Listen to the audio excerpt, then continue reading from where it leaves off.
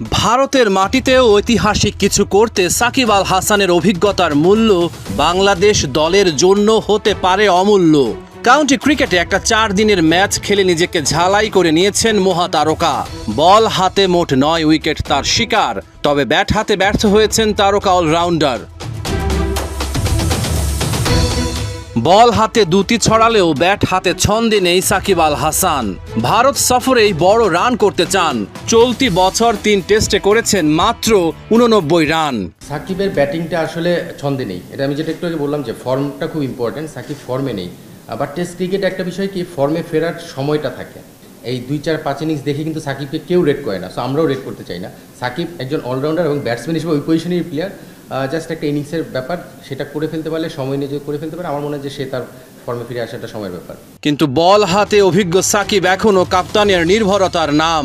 পাকিস্তানের বিপক্ষে ঐতিহাসিক জয়েও নিজেকে করেছেন প্রমাণ।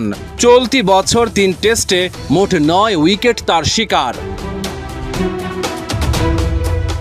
ভারতের মাটিতে সাকিব হতে পারেন বাংলাদেশ দলের তুরুপের তাস, কিন্তু ওদের বিপক্ষে ব্যাটিংয়ে তার পারফরম্যান্স ভালো না।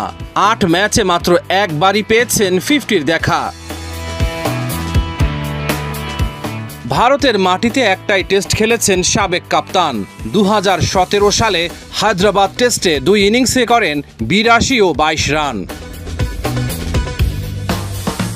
তবে বল হাতে সাকিব ভারতের বিপক্ষে পেয়েছেন সাফল্যের দেখা।